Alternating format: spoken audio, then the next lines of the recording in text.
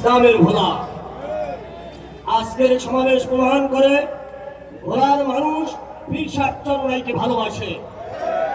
আজকের সমাবেশ প্রমাণ করে ভোলার মানুষ আগামী দিনে বাংলাদেশের একটা পরিবর্তন চায়। সেই পরিবর্তন হলো কোরআনের পক্ষের পরিবর্তন, ইসলামের পক্ষের একটা বিপ্লব দেশের মানুষ দেখতে চায়।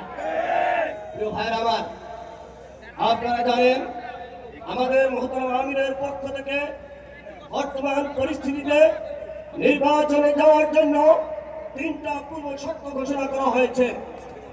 আমরা চেয়েছি বিগত ফ্যাসিস্ট সরকার যারা ক্ষমতাকে কুক্ষিগত করার জন্য, জনগণের ভোটের অধিকার কেড়ে নেওয়ার জন্য, ক্ষমতাকে স্থায়ী করার জন্য, এদেশের প্রতিবাদী মানুষের কণ্ঠকে স্তব্ধ করে দেওয়ার জন্য ঢাকা সারা বাংলার রাজপথে যারা বুলেট দিয়ে তাজা রক্তে রঞ্জিত করেছিল, যারা এদেশের 1,000 মানুষকে হত্যা করেছিল, নির্বিচারে গুলি করেছিল, পাখির মতো হত্যা করেছিল, ইসলামী আন্দোলনের আমির তিনি ঘোষণা দিয়েছিলেন এই সমস্ত শহীদদের রক্তের বিনিময়ে না ছাড়া, বিচার করা ছাড়া বাংলার জমিনে দ্বিতীয়বার কোনো নির্বাচন হবে না।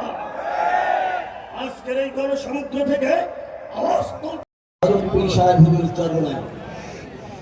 সামনে উপস্থিত ইসলাম প্রিয়, দেশ প্রিয়